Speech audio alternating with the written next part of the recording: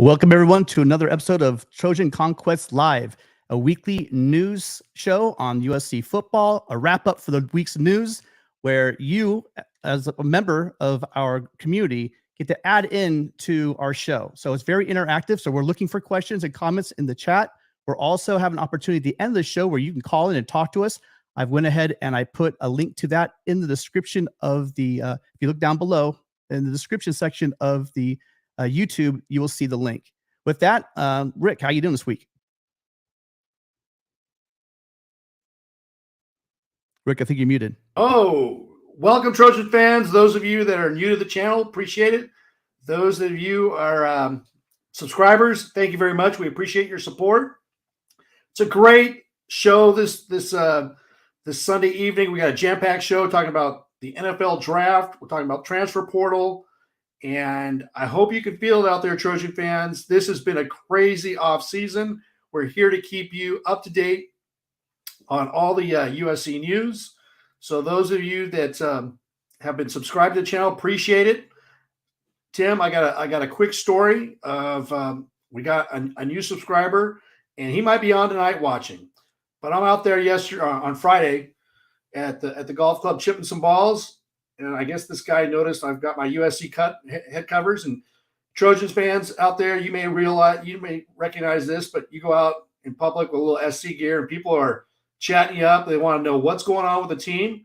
And so this gentleman did that. And I was kind of letting him know what I thought about USC. And I said, hey, you got to check out our YouTube channel, Trojans Conquest Live. Every Sunday night at 5 p.m., we'll give you the week's news and keep you engaged in this monumental summer going into the 2023 season. So if you are out there, Al, thank you very much. As Al was leaving the golf club, he had his ear pods in, and he said, hey, man, I subscribed.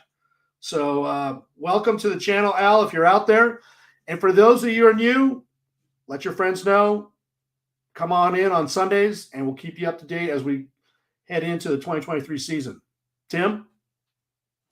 Yeah, we have a great show for you guys. So we're going to start off the show talk about what USC does best, right? First round draft picks. After we do a little bit of draft talk, we're going to move into some portal news. There's always portal news, it seems like, with what Lincoln Riley's doing with his program and turning over the roster. And then we're going to hit on Reggie Bush.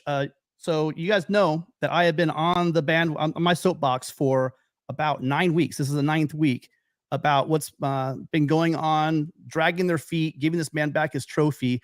Well, we got some big name donor popping in, and he's going to help with this grassroots operation. So with that, let's go on. Let's move on to the first topic. Our first topic today is going to be just that.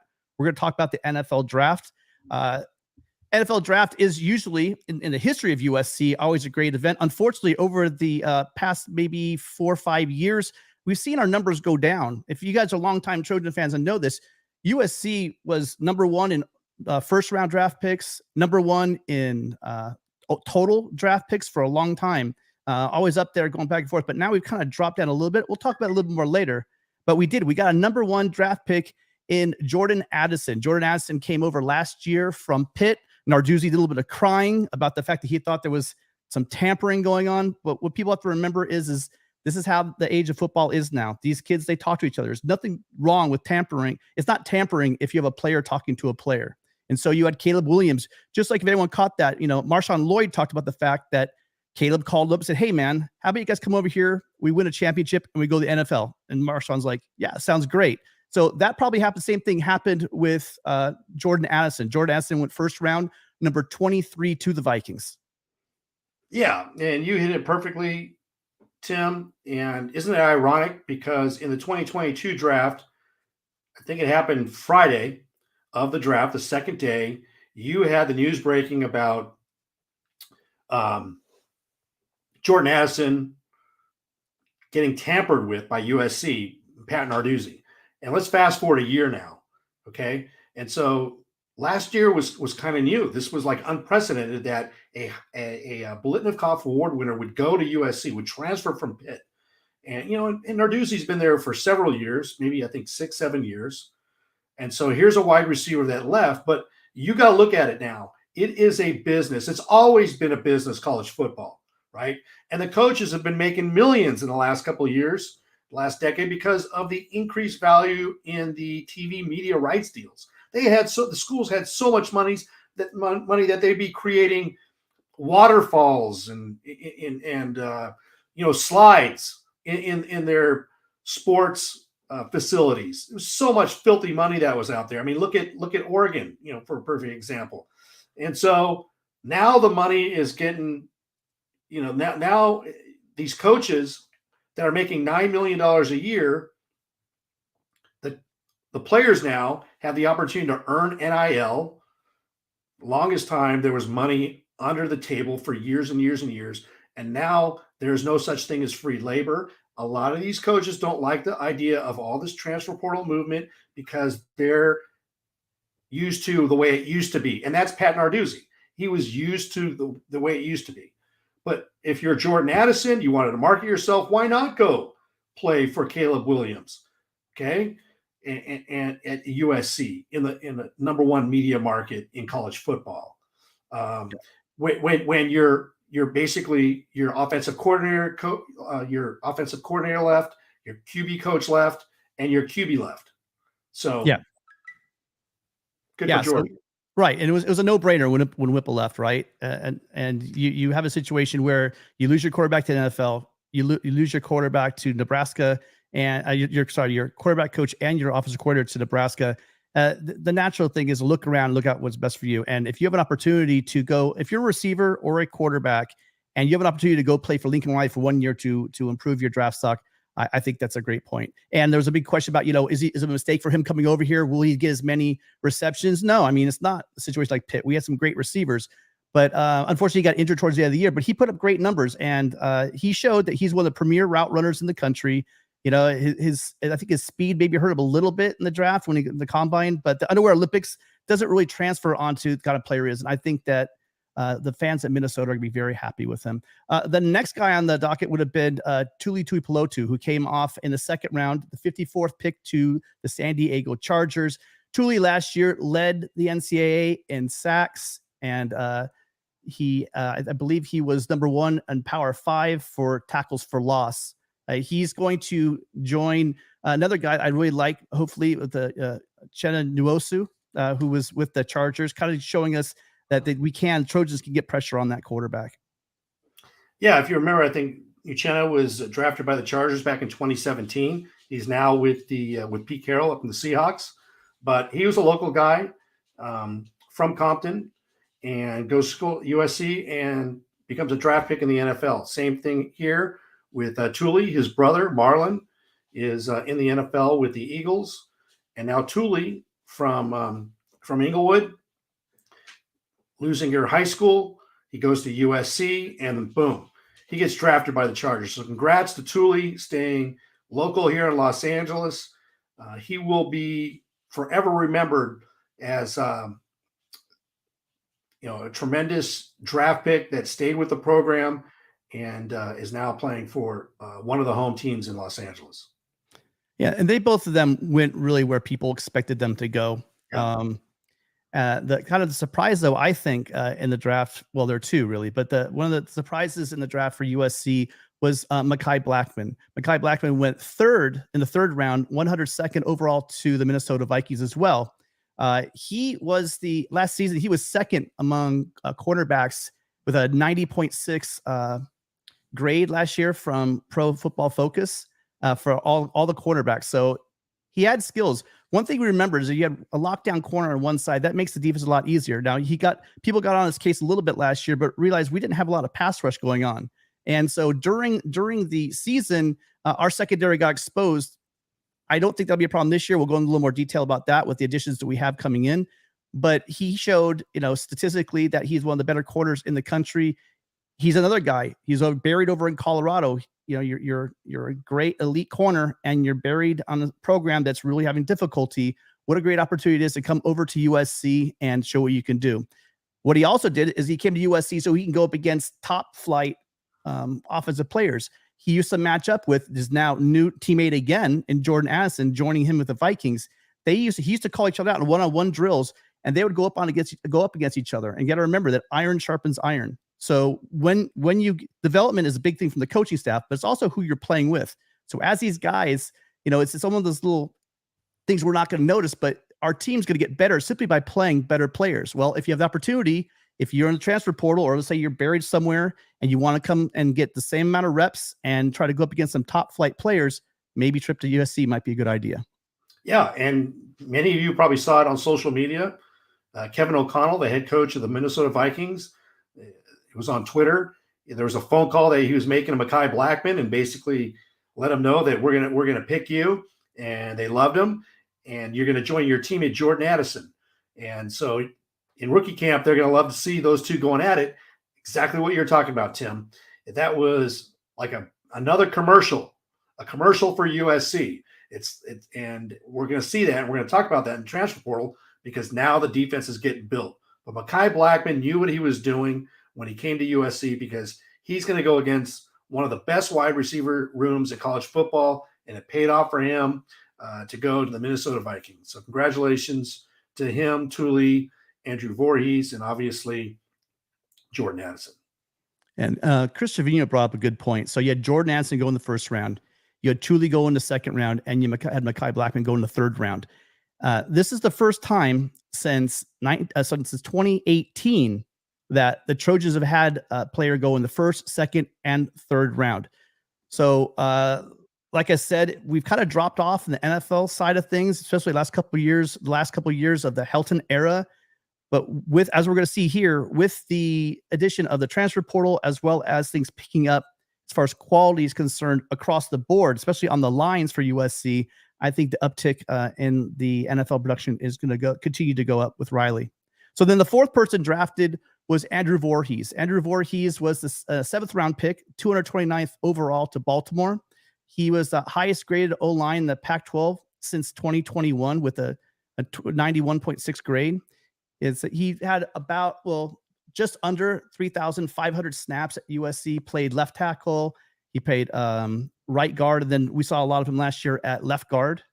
And so he has the reason why, so basically what happened, if you don't know, is he was projected to be a much higher pick. Maybe even there's some people early on were talking about him going first round, but definitely probably second round, third round. But because he suffered an ACL tear during one of the drills in the combine, his stock dropped. But after tearing that ACL, the very next day, he went, and one of the things they have to do is they do a bench press, and he was able to do 35 reps on the bench, which was the most of anybody. 38 reps on the bench, which was the most of anybody that participated in the combine. Yeah, good save. I was going to correct you there, Tim, but you did it yourself.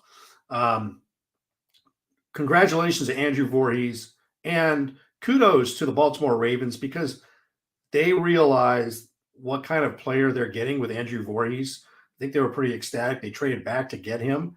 This guy is the utmost competitor, great character, blocking for Caleb Williams.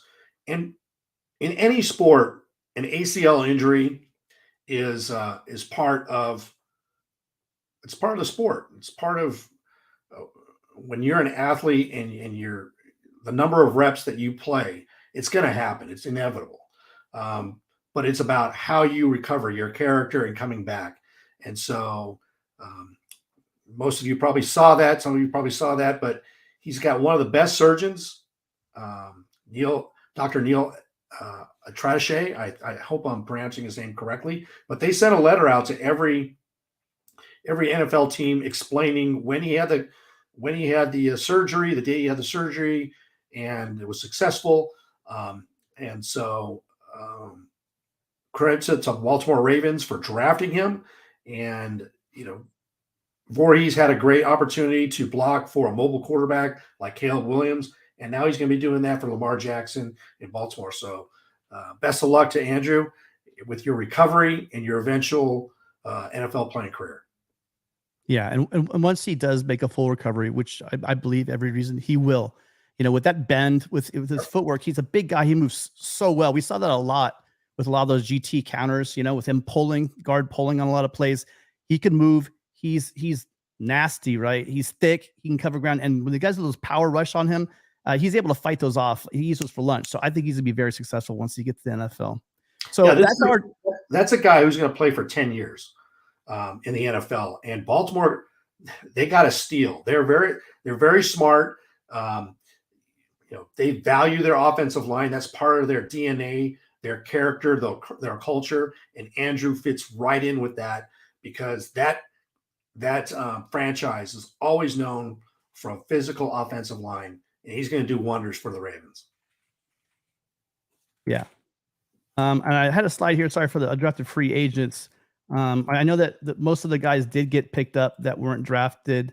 And unfortunately, I just don't have the slide for it. But, guys are worried about Travis Dye. I was hoping, with his injury, he'd sneak in. Nealon, with his injury, he would probably sneak in. That didn't happen, but they were both picked up as undrafted free agents. So you guys in the chat, if you guys, I'm remiss on bringing it up. If you guys want to hit up, let us know where some of them went. I appreciate it in the chat. So Travis Dye went to the Jets, and Brandon Peely was also another one. He was an undrafted free agent with the Miami Dolphins. And Nealon, help us out in the chat. I didn't see if Brett Nealon was picked up with as an undrafted free agent with a particular NFL club. But those were the three that I believe were UDFAs. All right. So this goes into a little category I wanted to talk about really quickly. I alluded to it earlier in the show, but USC has a very rich history in the NFL, especially with the NFL draft. So when you talk about overall, all these numbers up there are overall. Overall draft picks total, Notre Dame with 525, but USC right behind them at 523. I'm going to say that with the way USC is starting to recruit and hit the transfer portal, and we're talking about some options probably for next year's draft in a minute, I do think that we most likely will overtake the Irish next year here. It's going to take us a little bit longer, though. We start looking over here towards first round draft picks all time. We did used to own this one, but Ohio State during the Helton years has outpaced us. And currently they have 5 because they picked up 3 in the first round. This was Stroud, Jigba, and the other receiver. I can't remember his name. Or was it offensive lineman? Sorry, offensive lineman, wasn't it?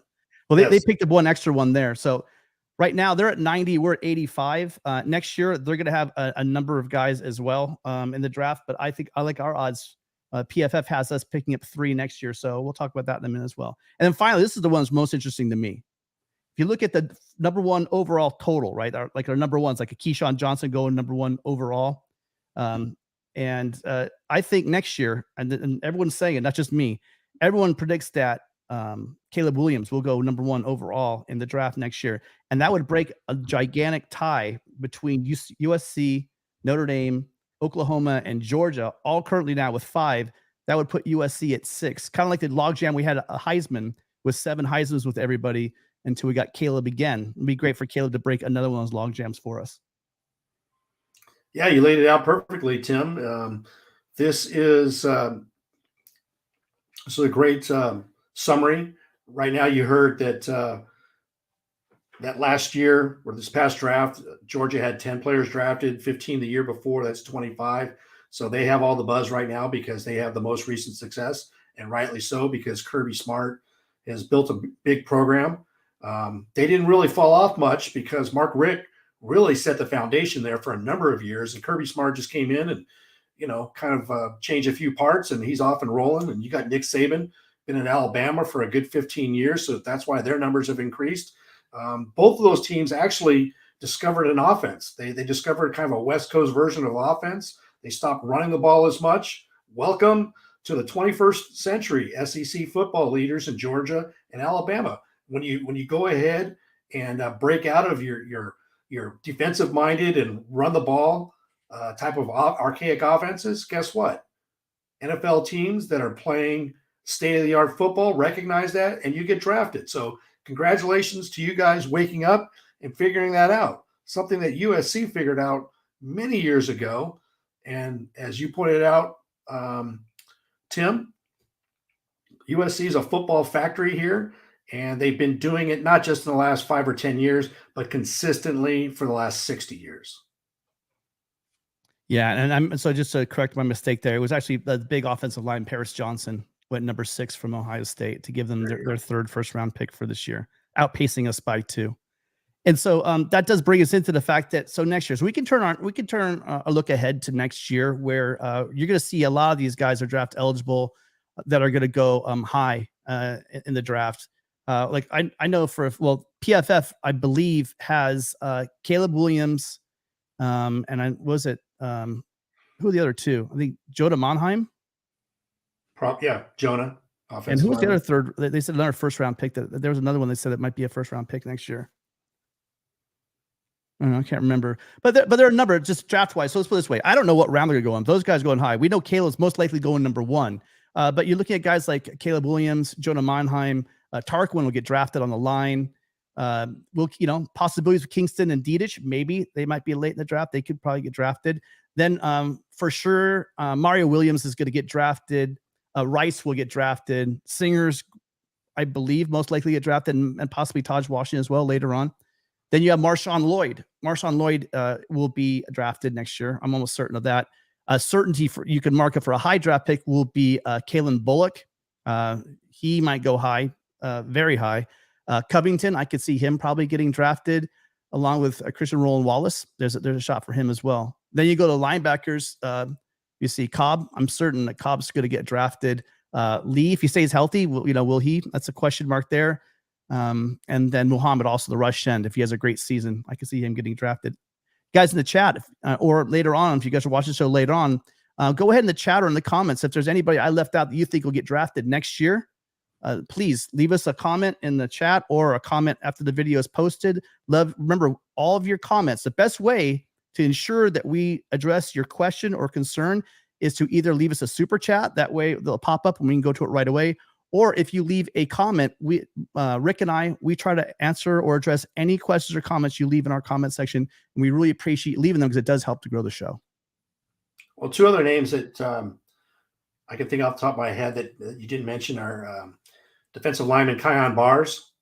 He's a possibility, the transfer from Arizona, and also another transfer from Arizona, defensive back Christian Roland Wallace. So those are 2 also that have the possibility. And as you mentioned, there's a few juniors in there that we're just assuming probably will enter the draft. Kalen Bullock is one.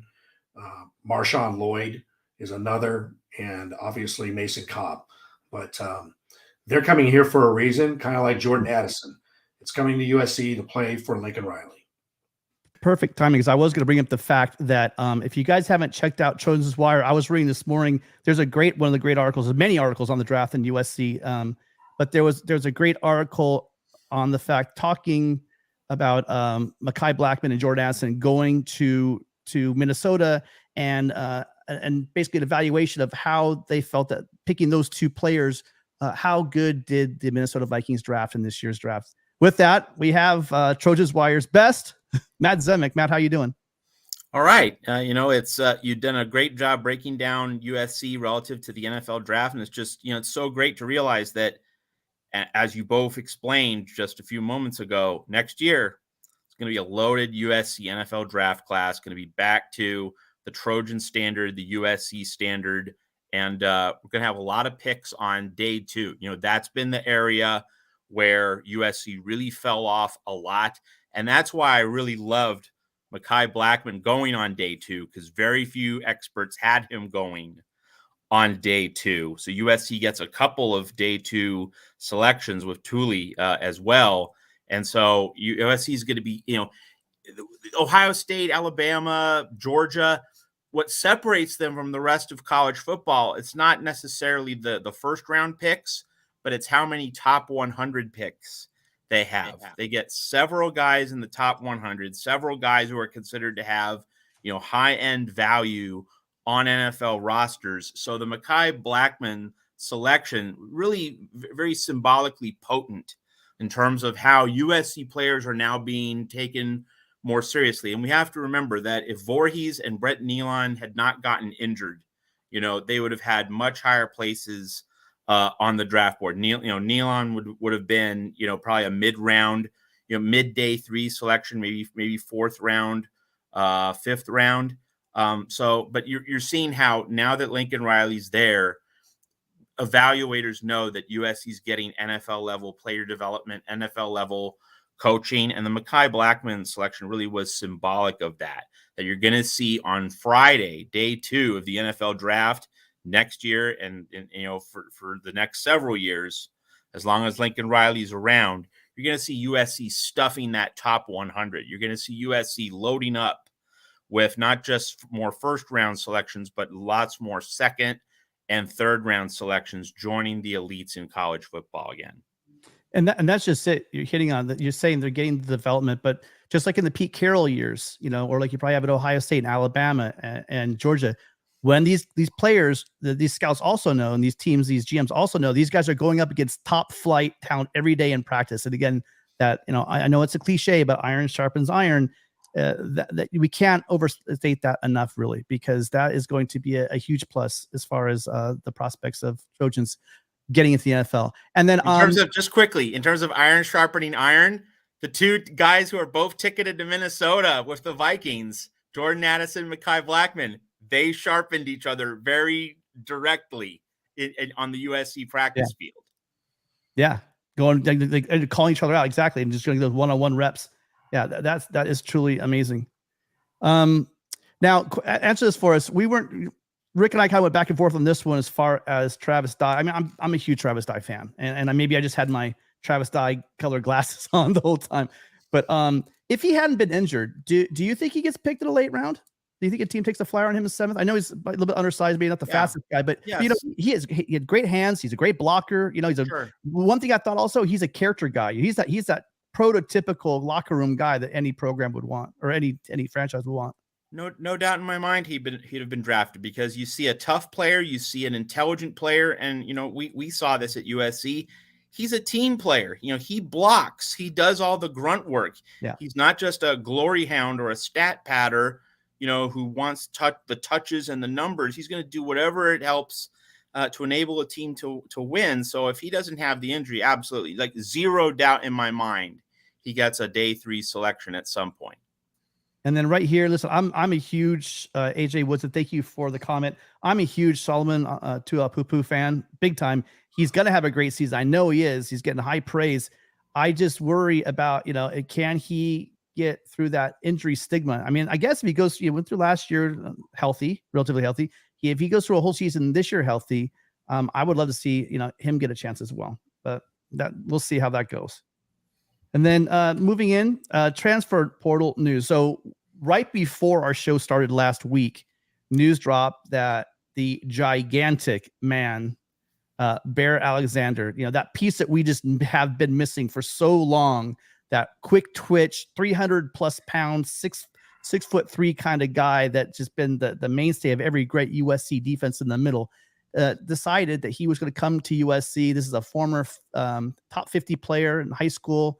He was a number 1 defensive lineman in this year's transfer portal, and he chose USC. And then, Rick, you brought a really good, very, very good quote to me that you found from an ESPN article. Do you want to describe that for us really quick?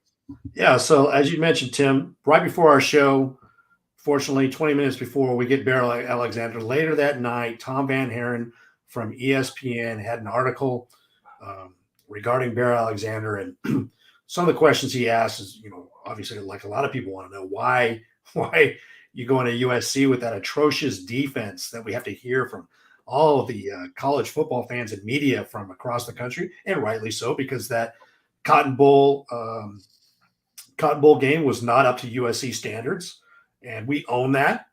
And so, hey, with that comes opportunity. Either your glass is half full if you're in SoCal, or it's half empty if you're an SEC fan. But here's what Tom Van Haren had to say. He asked him, Bear, why come to USC? Why did you go to USC? He goes, Bear said, I mean, it's Lincoln Riley. Alexander told Tom Van Haren, it's Lincoln Riley, and I'm excited to go play for that guy. Yeah. So there is, if you believe the media and college football fans, they don't want USC to be good. But when you're a college football player, and understand that USC is building. And Trojan fans out there, that have been watching college football for more than a decade, you know what I'm talking about. Those Georgia fans that started getting on the bandwagon 3 years ago, you have no clue and keep on poo-pooing on USC. Oregon fans, you're included in that because you've only been watching college football for about 7 years. But USC is a behemoth, okay? And this came a week ago. This is just before Mekhi Blackman got drafted, like you'd mentioned at 102. Iron sharpens iron. Why would you not want to play for Lincoln Riley and they have the opportunity to go against the Heisman Trophy winner every day in practice? Because that's the type of quarterback you're going to be facing in the NFL. And so he's going to come out here in Southern California. And part of the reasons, too, is he was used as a third down specialist. This is a guy whose game snaps increased during the year, but he wanted to be more of a focus, like a three-down player on defense. And he made the judgment that there's a better opportunity for him outside of Georgia, and he went with it. Yeah, I mean, he wanted to be more than a third down specialist. And there's a lot of talk about, oh, he's going to be buried on the depth chart. He's going to be third string. Well, there's upperclassmen. This guy was a true freshman last year. He got some real snap. He got, like I think you said, Matt, I heard you talking about on Mark's show that I just had down there. Remember, you guys catch them tomorrow. Matt and Mark will be talking USC live tomorrow at 8 Pacific, 11 Eastern. Is that correct, Matt? Tomorrow night. So it was Matt, you were saying, although they were not high leverage, situations where, the game's on the line, etc. He was getting off the bench before other guys, other freshmen and other players. He was getting those opportunities. And when he did have those opportunities, he did flash and he showed, and he got even more and more reps as the season progressed. He played, I believe, in 12 out of the 14 down the game. So it wasn't like he just thrown in here or there. He did get some snaps. It was late. It wasn't, he was not a starter. They were not high leverage like Matt brought up, but they were bringing this guy along for a purpose. So the Georgia fans out there with the sour grapes saying that he's a bad locker room guy, they were trying to get rid of him, etc. I haven't seen anything to substantiate that. Oh, I want to be very clear about this. So I edit Trojans Wire. We have 23 other College Wire sites. So obviously I wanted to see what UGA Wire had to say about Bear Alexander. And in the stories that I read, right after the Bear Alexander commitment to USC, they said Kirby Smart had big plans for Bear Alexander. So the insiders at UGA Wire who follow Georgia football very, very closely, they were saying, you know what, this was not a situation where a guy got, disillusioned or the program, was discarding a player, kind of quietly encouraging him to leave, the way Lincoln Riley encouraged a lot of the Clay Helton holdovers to transfer out to make way for the incoming transfer class last season. No, that was not a discard situation. Basically, Kirby Smart wanted Bear Alexander for this season at Georgia. So it's not that kind of situation where, the coaching staff grew disillusioned and he was a throwaway peripheral piece. No, he was supposed to be a very central part of this defense. So let's get that point on the record. And also, I was going to say, also, I want to add in that, he said, hey, it's Lincoln Riley. It came out in a interview that Bear Alexander had last week with Footballville that Lincoln Riley had a relationship with Bear Alexander and his dad, Tony, during the recruiting cycle. He was a 2022 recruit. He was being recruited by Oklahoma. And then that was before, Lincoln Riley went to USC. So they knew about Lincoln Riley. They knew about Alex Grinch. And here you go. It's about relationships. And that's one of the benefits that Lincoln Riley has is he's a heck of a recruiter. And I think this dispels some of the innuendo or rumors out there that Lincoln Riley only knows how to coach the offense. That's so not true. And I think he's making a concerted effort this year. He's going to show that he's taking steps right now to show he is ascending into a head coach CEO type of position where both sides of the ball are very critical to get to that next step that USC expects, and that's to win championships. And let's step in there, Rick, with your excellent point.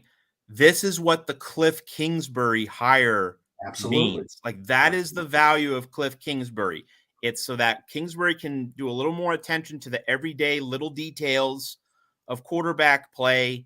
and so that Lincoln Riley can, ascend to that position of CEO. Not that Lincoln Riley won't, keep calling plays on offense, but like just in terms of the 24/7, 365 year-round management of the program, at least for 2023, Kingsbury is designed to give Lincoln Riley a little bit of time and space so that Riley can spend a few more minutes, maybe a few more hours each week looking at the big picture, and Kingsbury can drill deep with some details to give Caleb and Malachi Nelson and Miller Moss, more food for thought in terms of playing the quarterback position. Like that is, this might seem so peripheral and minor when you hire, an offensive analyst, not a coordinator, not a linebacker coach, not a strength training coach. It might seem very peripheral and minor, but like, I think that move is being undervalued, or it's being kind of underemphasized in terms of the larger architecture of the USC program. Like Lincoln Riley needs to be able to see the big picture. And I don't think he devoted quite as much attention to the defense as he personally would have wanted to last season. I think he also hoped it wasn't going to be this bad. So like, there's kind of a balance there that if the defense had not imploded the way it did in the final 2 games of the season, maybe he doesn't make that move with Kingsbury. But because he knows that he has to improve the defense, you can definitely see him paying more attention to that side of the ball and doing things to free his own schedule up so that he is looking more at the macro, a little bit less on the micro, not enough to, of course, derail how he devises an offense and a game plan and how he attacks defenses. But if he can just carve out a little bit more time to look at the defense, and that accumulates over practices, over various training sessions, over August camp, and in the early part of the season, just that little extra time spent on defense could make a world of difference for USC. And so a lot has changed with these last couple of, with the transfer portal guys coming. One of the big stigmas was saying that no good defensive players would want to come for this program. No one's going to want to come and play for Alex Grinch, et cetera, et cetera. But a direct quote from Barry Alexander was, quote, "We were talking schematics and I fit into that defense. I fit into that scheme." And so these guys are looking, again, I'm saying I'm certain that we're all set on defense. I'm not saying that. I'm saying things are lining up that way, but you're not going to have guys coming to USC the caliber of a Mason Cobb, right? You're not going to have guys like Barry Alexander coming. You're not going to have Christian Roland Wallace coming over. You're not going to have a guy like Anthony Lucas coming over from Texas A&M. These are all top quality players that have proven themselves and their ability to play. And they are choosing to come and play on a USC team run by Riley and a defense that is run by Alex Grinch. So I think that they're going to have to show us now. We're starting to see some momentum. We're starting to see some shifts that are dispelling, at least for that first one, where it's saying people don't want to come play for Riley on defense. That's been dispelled. Now let's just see if they can take the next step and actually do something on the defensive side to show that. So then speaking of big guys, so movement, we did lose Earl Barquet, and Earl Barquet was a guy that came over at defensive line from TCU about a year ago. He was Riley's first transfer. Actually, if you remember, he was the first guy to come through the portal, was Earl Barquet. I had really big hope for him. I think a big guy. I thought he would make some waves. He only ended up playing about 5 games, and over those 5 games, he only played about 36 snaps. So I don't know. I'm assuming, I don't know if there were injury issues or what the issue was, but Earl Barquet, I think, is talented enough that he says, I see the writing on the wall. I see who you've brought in, and I'm just going to take my talents and go somewhere else where I can get some game film and I can, have an attempt to follow my dreams. So again, I'm sure I can speak for everyone in the Trojan family wishing Earl Barquet the best wherever he lands. One important thing to note is that with Barquet leaving and also with Emmanuel Pregnon coming in, the offensive lineman from Wyoming, there's still open roster slots. And a week ago, when I talked to Mark on the Monday night show here at the Voice of College Football, I said, hey, bring in another offensive lineman because, with Ethan White not being able to play because of his health and with Cortland Ford transferring out, USC did need to grab another offensive lineman in the portal. Well, okay, box checked. That's done. So now with Barquet leaving, it's pretty clear. If USC has another remaining portal need, get another run stuffing defensive linemen. If USC can get one more of those in the portal, like, this will have been really a very complete portal offseason for USC. And we have not forgotten about Pregnon. We're moving to him next, but there's a question really quick that might hit it really fast. Question from Slap Happy: what happened to the Bama cornerback that was visiting? I think he's talking about Traquan Fegans, I think is his name, the corner that was supposed to be visiting. I'm not sure, was this weekend? I'm not sure. I haven't heard any news. You guys hear anything about him? I have not. I heard that there was a visit that was supposed to have or was scheduled, and I don't know if it was this weekend or next weekend, but I haven't seen anything, heard anything about that that visit. Okay, and then so now finally moving on to that big replacement guy. So a part of the news also in a little while back is the fact that we had Ethan White, who was coming over with Michael Tarquin from Florida as kind of a pair, a tackle and a left guard, probably to cover that blind side for Caleb next year. We were really thinking that he's going to be the guy, be that Voorhees kind of replacement, a veteran guy, big guy, lots of accolades on blocking, grade out very high. He ended up medically retiring. And on top of that, losing Ford to the portal, all of a sudden now we started getting a little bit thin on the line. So fast forward to last week when Emmanuel Pregnon committed to USC from Wyoming. He played, I believe, right guard, 6'6", 318 pounds. He's a transfer with 3 years of eligibility remaining, so which is great. So he played this year, and then most likely play, if he does go early, at least into the 2024 season when we're entering into the Big Ten play and playing teams like early on. Remember, we're going to be playing LSU early on. So these big guys are going to be important. We're going to lose a lot of linemen. We can talk about later on a different show. But after this year, we're going to lose a lot of linemen after this year as well. He was graded as the number 3 guard in the Mountain West, according to Pro Football Focus, and earned freshman All-American accolades. Rick, I know you have a lot to talk about with him. Yeah, and this shows the versatility of the coaching staff. Credit Josh Hansen and Lincoln Riley picking up this guy. Emmanuel Pregnon went into the portal April 15th and immediately picked up 20 offers jumping into the portal. He was 6 SEC teams were after him, 7 Pac-12 teams, 5 or 6 Big Ten teams, including Penn State. You had Auburn, LSU going after him. You had Oregon, USC, the notables from the Pac-12. So getting Emmanuel Pregnon, this was a guy that has 3 years of eligibility left. He was the number 3 guard in the Mountain West Conference. And like you'd mentioned, garnered freshman All-American honors. If you check out on his Twitter, this guy is a workout fiend. Again, size that you cannot pass up, 6'6", 318 pounds. And he was in demand due to his size, his tape, and his 3 years of eligibility remaining. And at the time he was picked up by USC, he was the second best player in the portal behind wide receiver Hudson out of TCU. And this is according to The Athletic and their ranking service. Sorry, I missed that last part. So yeah, so again, addressing needs, getting big. That's the thing I've been yelling about for the longest time when we had Helton here. I was hearing a lot about 5-star corners and safeties and 4-star quarterbacks and wide receivers, 5-star receivers, but we weren't getting these kinds of linemen. And with the transfer portal, I will tell you, there's 2 things you need at USC for us to just absolutely dominate.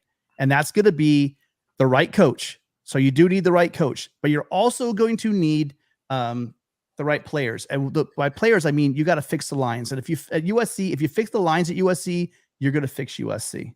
Remember that today is the last day that that players can declare for the transfer portal. But that does not mean, I've heard on our show, other places saying that it's the last, the transfer window. No, it's just they can only declare for it. And also remember, if you haven't heard someone in there, schools have up to 48 hours in order to, once the person makes a request, in order to put them actually officially into the transfer portal. As of now, though, I've not heard of anything in social media that somebody is imminently or looking at USC's way.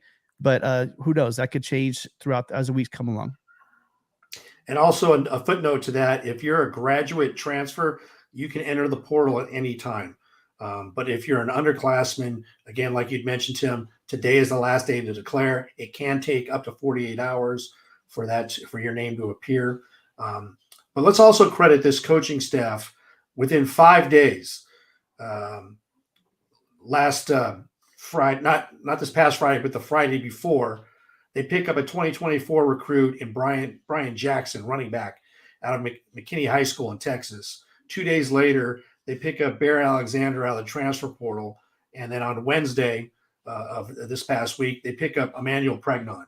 So that is pretty remarkable for this staff to be that versatile and working the transfer portal, continuing to build the 2024 class. I know the numbers aren't what we expect, but in terms of what they've done in the transfer portal to address the needs are just amazing compared to what 2022 brought into the transfer portal. Night and day. You have a lot more guys that are going to come in, get serious minutes. 24/7 has ranked the total transfer portal. They've ranked over 600 guys in the portal from winter to spring. And just to give you an idea, there are the quality of the players. And this talks about how Lincoln Riley is growing this program. We're talking about numbers.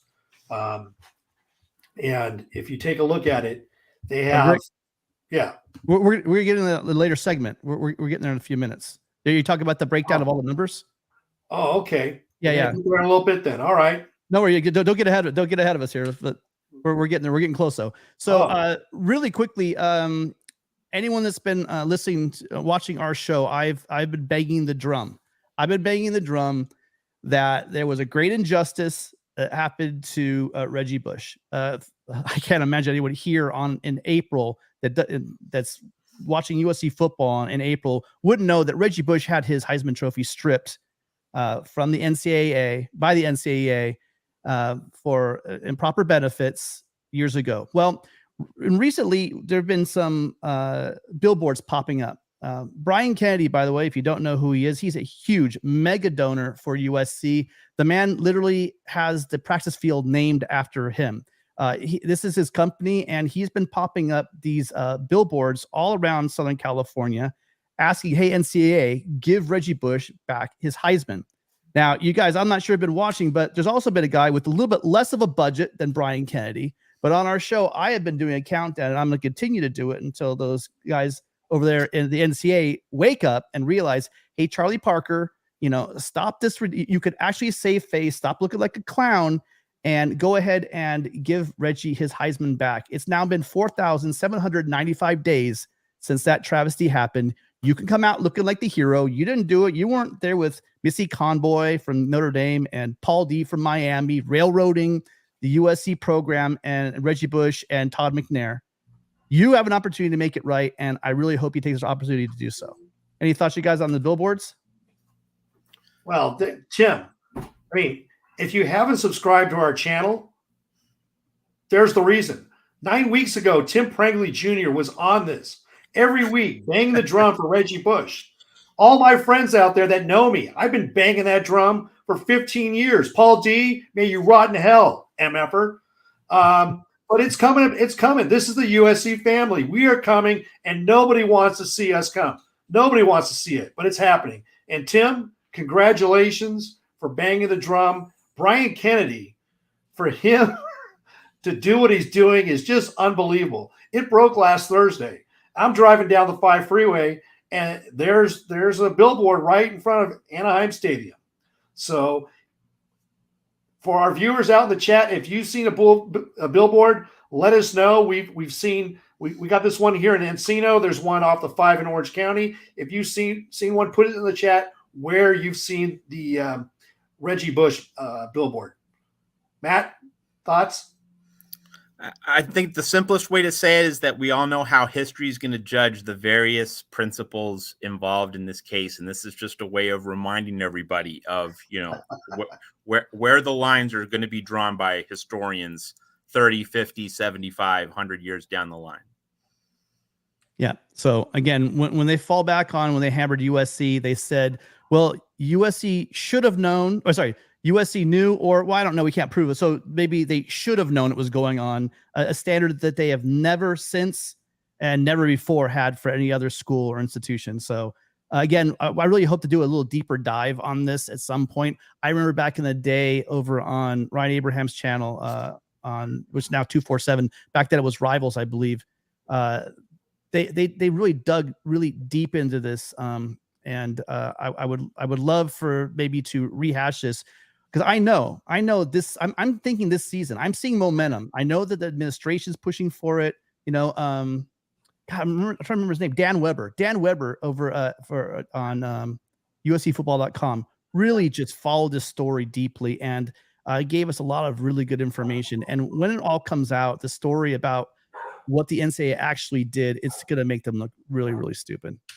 Well, here's something too, just to finish on that, Tim. All great points. But if you notice, when we were at the spring game, Tim, they didn't have all the retired numbers up in the peristyle. I don't know if you noticed that. So what are they going to do? Are they going to just put the numbers back? That could be it. Maybe they were just doing some maintenance or whatever and took them down. Or is there a plan to maybe reconfigure, come up with some different type of location, different retired jerseys? Oh, and by the way, we'll go ahead and unveil the new number 5. So I don't know, just something that I noticed at the spring game. Well, and there are, there'll be perfect slots for there'll be on 4 in the middle with the 2 maybe adds on the sides, but they'll be doubled up. It's perfect spots for the 4 slots. There's 6 total, and symmetrically 8 would fit very nicely in there instead of 7. Now, Rick, this is guys, what I'm just gonna duck out for dinner. Great job, and thanks for all that you do for Trojans Wire. I really appreciate it. So congratulations on another great show. And you guys, I went ahead and I linked that so I wouldn't mess it up this time, because I talked to Matt. I usually get so busy. I put that link, you guys. That's a really good article, just talking about how the Vikings draft graded out. But once you get there, you can look at all the other different articles that Matt and his other writers over at Trojans Wire have written about the draft. The link is in the description. Matt, thank you again for being here. We really appreciate all your support. Thanks. Matt. I would just say thank you, Rick. I would just say follow Vikings Wire in particular, because you have 2 Minnesota Trojans there, plus Ravens Wire and Chargers Wire for coverage of all of USC's draftees. Awesome. Thanks again, Matt. Thank you. Okay, now, Rick, this is where we're going to get a little deep dive. And so we're in game time right now and transitioning into really just this deep dive in this, looking at what Riley is doing. Last week, if you guys caught our show, we talked about what the plan is as far as transfer portal, as far as NIL with Lincoln Riley. They're really going after proven players that have done it at a collegiate level. They're looking for character guys that come in, they're going to fit the culture. And the fact that they even have, when they bring the guys in, they actually have a panel of players that are kind of almost voting and judging the players that come in, seeing if they're also a proper fit. And if they're not the proper fit, even if the evaluation on the field, Riley said, if the evaluation is solid, if they're not a fit for the culture of the program, they're going to ask them probably to look somewhere else. But as you see, this is some of them. Between last year and this year, USC has completely flipped this roster around, and how they've done that has definitely been through the transfer portal, bringing in quality players. We saw a lot of offensive players come in the last one. In this next wave, we've seen a lot of defensive players step up and really help the roster. Tim, thank you for keeping me on track. I was kind of going off the rails there, but I'm just so jacked. I'm so excited for SC. I don't blame you. What's that? I don't blame you. Yeah, this is no, man.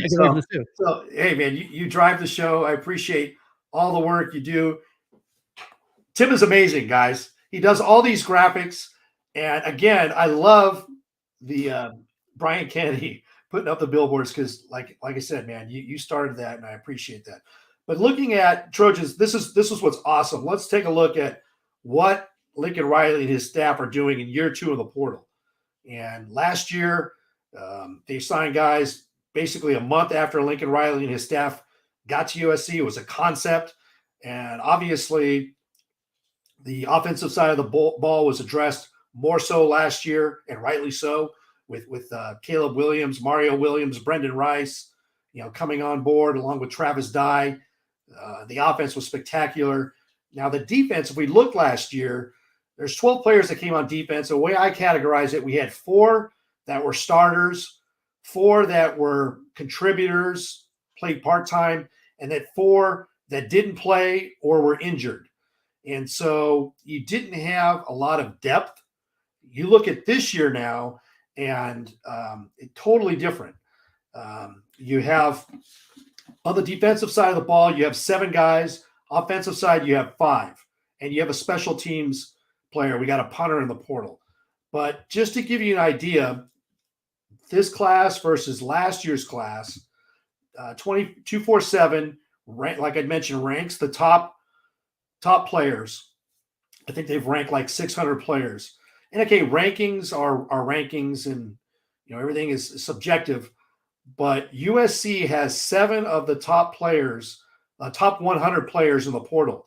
They rank Bear Alexander at number 12, Dorian Singer, wide receiver at number 30, Christian Roland Wallace, cornerback out of Arizona, number 34, Anthony Lucas, 51, Marshawn Lloyd, 52, Emmanuel Pregnon, 55, and Mason Cobb, 71. Now, USC lost 20 players to the transfer portal since August of 2022. That goes all the way back to Maximus Gibbs, offensive lineman, if you remember him. The highest ranked players that we've lost, in comparison, we've lost 2 of our highest ranked players were number 127 in CJ Williams, wide receiver to Wisconsin, and number 186, Gary Bryant Jr., wide receiver, who is believed to go to Oregon. That is pending. So, hey, if you told me that this would be the upgrade, I think most Trojan fans would agree. It's like, yeah, we'll take it. We have a very deep wide receiver room. So losing those 2 wide receivers along with Kyle Ford, that's okay. If you give me an Anthony Lucas and a Bear Alexander, totally get it. So USC, in comparison, they're plus 7 in top 100 players because we didn't lose any top 100 players to the transfer portal. In the Pac-12, Oregon is a plus 4 and Colorado is a plus 4, meaning they signed 4 top 100 players. And lastly, Tim, of the 13 players, the 12 of them are in the top 250 in the transfer portal. So that shows you the quality of players that are coming in versus the quality of players going out in year 2 of Lincoln Riley in the transfer portal. And it's just amazing. I mean, I want to go back. I think it was in week 3 when we were talking about the week 3 or week 4. We were talking about the wide receiver room and losing guys like you talked about, CJ Williams, Ford, Gary Bryant, and John Jackson III. By the way, John Jackson III, he, for you guys following, he was picked up. He's going to be playing at Nevada this year for the Wolfpack. So I wish him also the best of luck. But these guys are all guys. So we're losing guys that are going to be starters. You know what I mean? Like we lose guys that are going to go off to and be starters and to be stars on their teams. The guys that we just named, and we're bringing in quality as well. So that when you bring in a guy, he's going to be an impact player right away. We'll look at the players you just talked about. Correct me if I'm wrong, you guys in the chat or Rick, but Bear Alexander and Emmanuel Pregnon, weren't they the highest rated linemen, and they were in the portal not very long, and USC pulled them in and picked them up really quickly. Isn't that correct? So that just shows you the power of what's going on here at USC, and I think it is a combination. When you like what Bear Alexander said, hey man, it's Lincoln Riley, right? Well, we're also, I know it's maybe hubris, but we're USC as well. And when you marry together a coach like Lincoln Riley with that name recognition, when you marry that with a USC, which has its own really rich football tradition, knowing that when USC's right, it could play at a very high level. When you bring those two things together, it's not a surprise that we're pulling in the second, this is the second best recruiting. Now again, I'm not really into the ranking stuff like that. LSU has a very good class as well. Colorado's bringing in like 1,000 people, so they're highly rated as well. But you're seeing 2 years in a row, really, it's been USC and Lincoln Riley and LSU with Brian Kelly. Really, they're in their first 2 years, really utilizing the transfer portal to fix that, to fix the rosters that they have. But I'll even say, I've heard like people from Georgia say to me, well, we don't need anyone from the portal because we recruit so well in high school. We have top 5 classes, et cetera, et cetera. That is true to a degree, but honestly, I don't think there's a roster out there in college football that is perfect. You're going to have holes. You're going to have guys that might have been 5-star players that were highly ranked that came in, but either they got injured or maybe they got into trouble or maybe they're just not that good. You're going to need to fill those holes. So, I mean, every program should be bringing in high quality players, 2 or 3 a season. So those out there looking just primarily at the high school rankings, you guys are looking at half of the picture. The real picture now, and for recruiting, is 2 things. It's your high school recruiting. And it's 3 things. I'm sorry. It's your high school recruiting. It's how well you address the needs you maybe missed out on with your high school recruiting or maybe injury losses. And then the third thing is you're recruiting your own players year in and year out. You want to stay. And that's another big piece of the puzzle here at USC is to my knowledge, USC has not yet lost a starter to the transfer portal. And if someone in the chat or the comments section wanted to correct me on that, to my knowledge, a person who was starting, we have not lost a starter to the transfer portal. I mean, I guess you could probably go the route of saying Gary Bryant. I guess he started some games, but I mean like a projected starter for this season, getting lots of reps. I don't think we've lost one yet. Rick, can you think of any? No, I mean, Kyle Ford started a few games last year, but I think he saw the writing on the wall. He wasn't going to be a starter or didn't want to gamble that because there's a timing thing. You got to jump in the portal, but he saw the writing on the wall with the recruits that were brought in Deuce Robinson. And actually he bolted before Deuce Robinson signed, but he kind of knew Zach Branch and Dorian Singer. So, and the emergence of Brendan Rice in the Cotton Bowl. So he had to make a business decision, and this is a business. Now it's on the player side. Before, it was not a business. It was only a business in terms of the college football coaches and the NCAA making a lot of money. Now the players have rights, and they can make money. And right now, there's no limits on the portal and free agency, and that's what it is.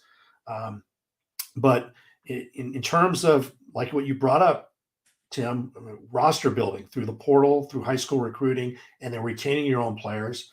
I think here's an example where Georgia wasn't able to address that situation and keep a Bear Alexander. With USC, it's hard to get defensive linemen and offensive linemen. The numbers aren't just here in Southern California, in the Western region. They don't build guys like Bear Alexander out here in Los Angeles. And so for USC to go into Georgia and take Bear Alexander, to go get Anthony Lucas, that shows you the power of USC. And that's approaching what Pete Carroll used to do when he got whoever he wanted that was going to be a first-round draft pick, whether it's a Mike Williams at a Plant High School in Florida, or if that's a Brian Cushing at a Bergen Catholic in New Jersey. Yeah, and that is a thing. So if you look at the dominance of the SEC, in my opinion, it's been due to one thing, and I think that is that interior defensive line that just for whatever reason it just they have feels like the hundreds in the South. And so in the Southeast, you're going to see those big guys like Bear Alexander. Now, once in a while, you're going to get them here. You get some elite big like Brayland this at Modern Day. You're going to get those once in a while, and you got to grab them. We just don't have the numbers that you have. Like, again, we also do. We have tons of offensive linemen. Like you'll see here in Southern California, you'll see lots of offensive linemen from California and this area. But usually when they get to college, they're really looked at more as like, maybe a tight end or a little bit smaller. It takes a little bit of time, maybe like I'm thinking like a Tobias Raymond, for example. The guy's got the frame, but he's not at 305. He might be 6'6", but maybe he's a little bit smaller. So it takes a little bit of time for them to develop and get that size built in. Whereas you have them almost ready-made coming right out of high school in the Southeast. And that's what we're seeing. And here now, though, so forget the high school recruiting. Now there's an opportunity for schools like USC that may not have that ability to pull them out of their local high schools or their recruiting footprint, and they can grab them from all over the country when these guys are backed up. They're not getting the reps they thought they're promised to have or thought they would get, and they can go out and pull them in through the transfer portal and instantly turn the program around as far as talent and depth is concerned. So yeah, I mean, you make a great point. I'm glad you brought this up, Rick, about how just the numbers. And guys, if you see the pattern, we saw this year they had to fix that defense, and they sure did. This is a full year they had to go ahead and recruit in the high school, and then they had time to go into the transfer portal and pull up defense. And just the sheer number of high quality defenders we have, along with Brown coming over as an analyst, I can't imagine how this defense is not going to make the leap that it needs in order to make this a playoff team. Yeah, absolutely. And there's development going on with this elite coaching staff. Not only do you pick up Pregnon and Bear Alexander to build those lines moving forward for next year and going into the Big Ten, but remember, USC picked up 5 offensive linemen in the high school recruiting class. Elijah Page being the one that's probably has the most opportunity. He was an early enrollee. He has the most opportunity out of Pinnacle High School to get some playing time next year. Typically, freshman offensive linemen do not start their freshman year. And then you had on the defensive side of the ball, you have Elijah Hughes, Dijon Lafitte, defensive linemen that'll be coming in during the summer. And you got edge rushers, David Peavy out of Lincoln High School in San Diego. And don't forget Braylon Shelby out of Friendswood High School in Texas. So those guys are going to be developing in the pipeline. And then USC just showed, hey, we can go and get any offensive lineman or defensive lineman we want to get. And I expect more of the same next offseason just before we go to the Big Ten. Yeah. And then, so you guys, we're moving into the portion where you guys take over. We had some great calls last week, but unfortunately it looks like everyone's shy out there right now. I'm going to drop the link one more time for you guys if you want to go ahead and join the channel. Remember, you do not have to turn your camera on. It's really just for your audio. And if you're not comfortable doing that, maybe go ahead and drop us a question that you might have that you might want us to answer. But one I saw right here right away was this one. Someone was asking if 8 receivers was enough. Is 8 receivers? Well, we have more than 8 receivers. You got Zach Branch, Mekhi Lemon, and Jacoby Lane all coming in as freshmen. Kyron Hudson is going to be is a sophomore. And then you got Brendan Rice, Mario Williams, MJ3, Michael Jackson III, Taj Washington, and Dorian Singer. So all of those guys. That's 1, 2, 3, 4, 5, 6, 7, 8, 9 off my count. I might be missing someone too. So that's 9 right there, but I think we might have more. I think we have 10. I don't know if you count Mekhi Lemon. Did you count Mekhi Lemon? Yeah, we have Branch, Lemon, and Lane coming in freshmen. Hudson from Mater Dei. Then we have transfers Rice, Williams, Michael Jackson returning, Taj Washington, and Singer. That's only 9. Okay, well, yeah. Some people count Deuce as a wide receiver. Okay, so yeah, well, I mean, Deuce is most likely. Well, I mean, I heard Riley, he referred to him as a wide receiver. So that would be, there you go. That's 10. Another question we had. It was more of a comment. It said, look at the Bama quarterback. I think they're referring to, I'm blanking on his name, the kid from San Diego, the quarterback that was at Notre Dame. Tyler Buchner. He's out of a little private school down in La Jolla called the Bishop School. And that is, I think Alabama's in for a rude awakening. That the fact that you bring him on board, and granted, Tommy Rees was Notre Dame's offensive coordinator that went to Alabama, and he goes into the portal a few days after Alabama's spring game.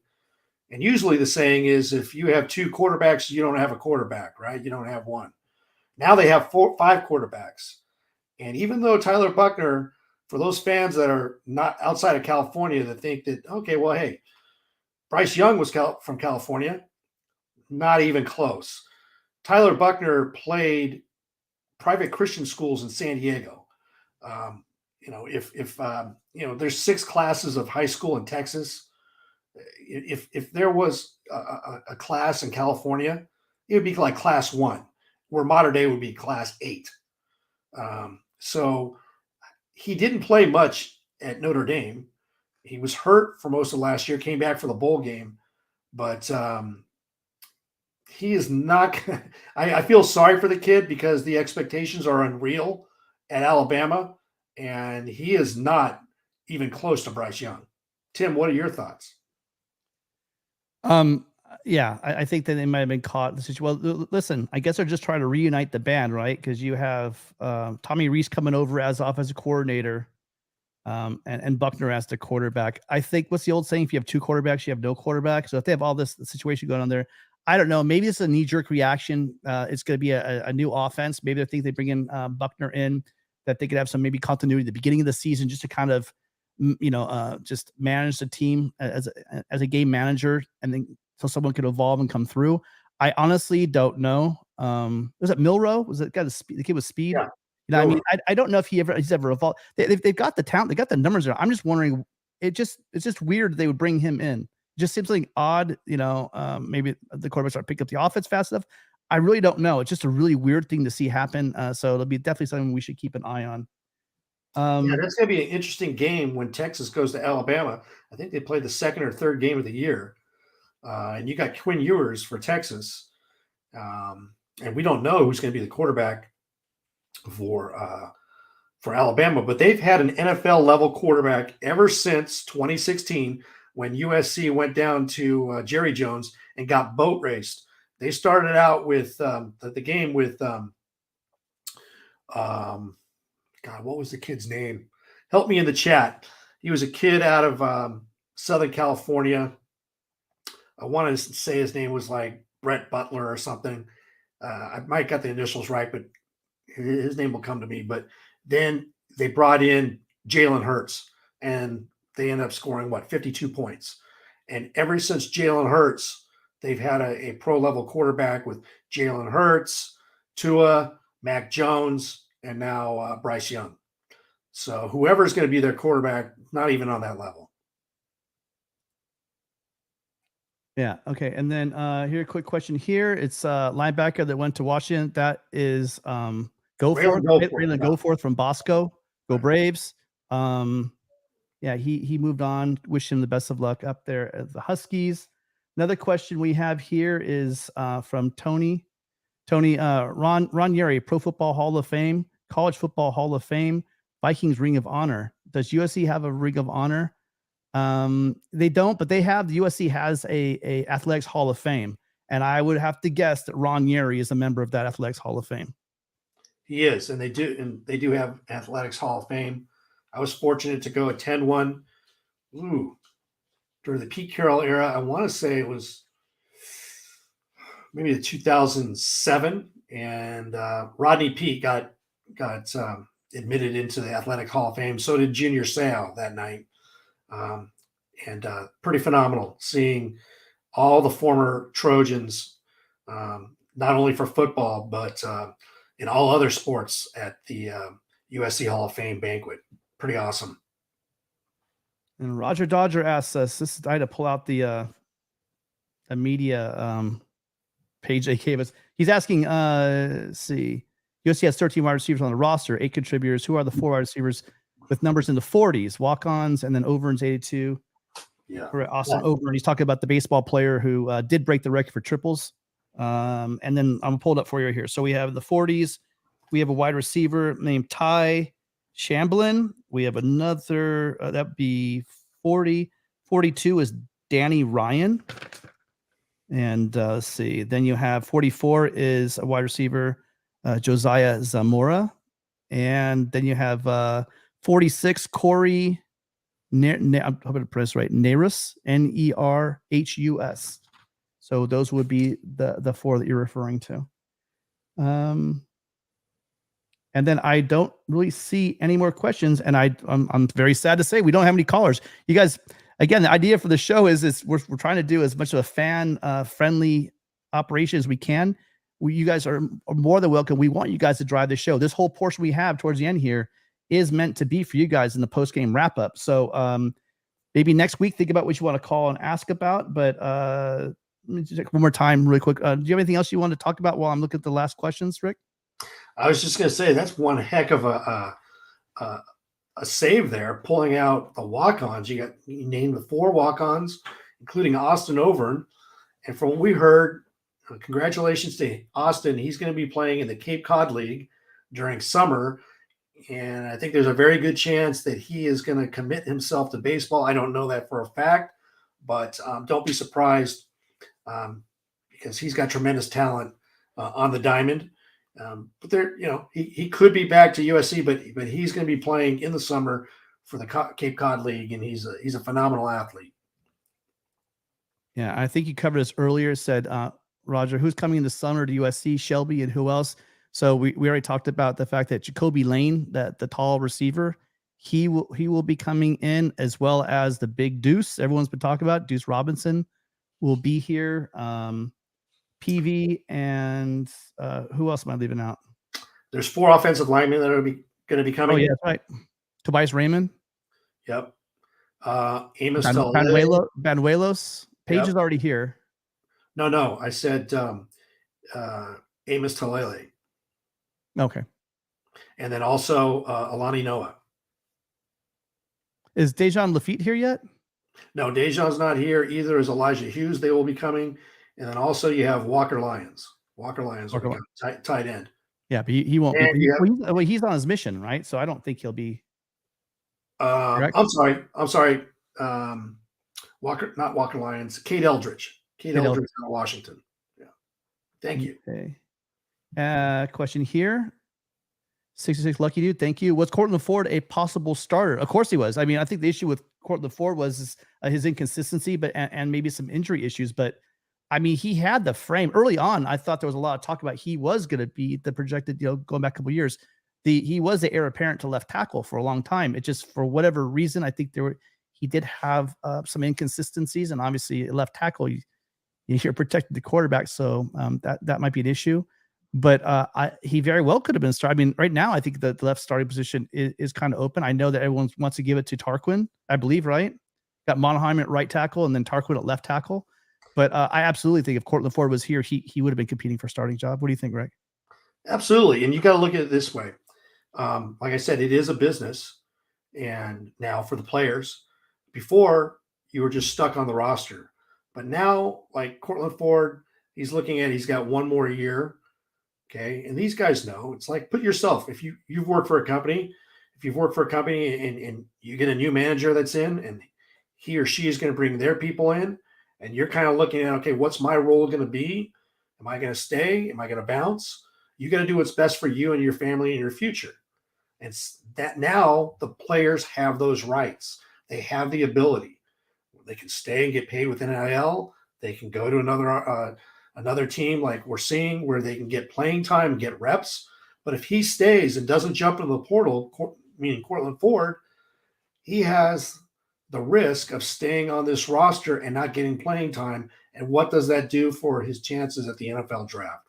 So he did the best thing that he could do. He's going to Kentucky. He's going to play in the SEC, and hopefully he can showcase his talents. And if his wish is to play in the NFL, get the best opportunity for him. So congratulations and good luck to him. We got a couple more, and then we got to get out of here. This one will be a quick one. Is Miller Moss going to be the number 2? Yes. That's your answer is yes. I think Malachi Nelson's going to be amazing. This will not be his year to show us how amazing he is yet. And our buddy Tony Altamore, this isn't a question, but it's a pretty funny comment. I think he's referring to Buchner here. It'd be really funny if he could go from losing to Marshall to beating Tennessee, and that would be pretty amazing. And let's see. That's great. Gerardo, I was waiting for your call, man. Okay, you had a great call last week, and you're following up with another great question here. I wasn't aware of this, but he's asking, do you think Saban tried to get Kingsbury as an analyst and got turned down? As Saban is quoted saying he was impressed with what's going on at USC 2 days before SC announced the Kingsbury hire. I don't know if he's referring directly to Kingsbury, but I do think that he's on record saying that when he was asked about who's the biggest, I think it's talking recruiting as well. Who's the biggest challenge these days? And he brought up what Lincoln Riley's doing over at USC. Now, again, is that a sideways slap at Georgia? It very well could have been, because I'm sure that they're competing more and in that footprint for between Alabama and Georgia. But he did make the comment where he really thinks what Lincoln's doing over here as far as recruiting is concerned is amazing. This is a good question, though. I mean, maybe he did have some inside information on Queensbury, but I'll tell you, he must have been in high demand. That's for sure. Yeah, Saban made a phone call to Kingsbury. Just look at his track record. Lane Kiffin, Steve Sarkisian, Brian Dable, and I'm escaping the guy who just got hired, who used to be Bill O'Brien. So that's what Nick Saban does. That's the level. Now, whether or not Kingsbury at that time was looking to go back to college, who knows? But then if Lincoln Riley gives you a call and they have a history together, they have some common ground, then that's a different opportunity. Who knows? Maybe he didn't want to go to Tuscaloosa. Maybe he didn't want to work for Saban. And but you darn well know that Nick Saban, especially this year, where he's going to need some help on the offensive side of the ball based on the quarterbacks that they have, Nick Saban would love to have him right now. Yeah, you made a great point, right? Both from the Leach tree, that they got probably a lot of the same terminology, if not the same kind of passing trees, etc. So I think they would work really well together. That being Kingsbury and Riley. One more here. I would say absolutely yes. What's the tailgate scene like in LA? Is it Big Ten ready? It may not be the same food. I might even say that might even be better. If you ever walk around, I've been lucky enough to just go through tailgate to tailgate to tailgate. I can tell you that USC has everything from, depending on the game, insane breakfast burritos to great barbecue to seafood, you name it. So it's quite an eclectic fare when you come to a USC tailgate. But I think it's on par. I love our tailgates, Rick. Oh, I'm disappointed in our tailgates. Totally disappointed. And I'll tell you why. Tony, let us know what – I think he's a Big Ten fan. Put down in the chat, Tony, who you're a fan of. But I've been going to games for the last 20 years. And this administration, the one thing I'm disappointed about is now they charge you for tailgating on campus or off campus. So now you got to pay, in addition to your parking, there's a certain tailgate. They've reduced the number of tailgate spaces that you can have. But, I mean, I used to go to tailgates. We'd have a Thanksgiving Day tailgate. We do the full-on smoked turkey. We had the candelabras out there, all the fixings and stuffings, phenomenal tailgates. And it's not like that. And it doesn't compare to anybody else. And I'm sad. I'm disappointed. Maybe kind of like I got to take up the cause, maybe show pictures, kind of like you're taking up the cause, Tim, for Reggie Bush and get his Heisman back. I want our tailgates back. Yeah. No charges for tailgate space. You already got that on the seat allocation and the season seats. Come on.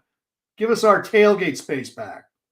Yeah, I'm with you there. That was a low blow. You guys, again, thank you for all of you that have participated in the chat. I can't emphasize this enough. We welcome those phone calls. Gerardo, you called in last week. That was a great call. You guys, please be a part of the show. Thank you for all the questions you brought to us this week. If you're watching this on replay, if you could go ahead and leave us a comment, or even if you're watching it now, when this thing goes live, you can leave us a comment. That really, truly helps grow the show. We promise that if you do leave a comment, that we will address any questions or comments you do leave in the comment section, as well as I've been doing it the whole time, but I just really want to address one more thing.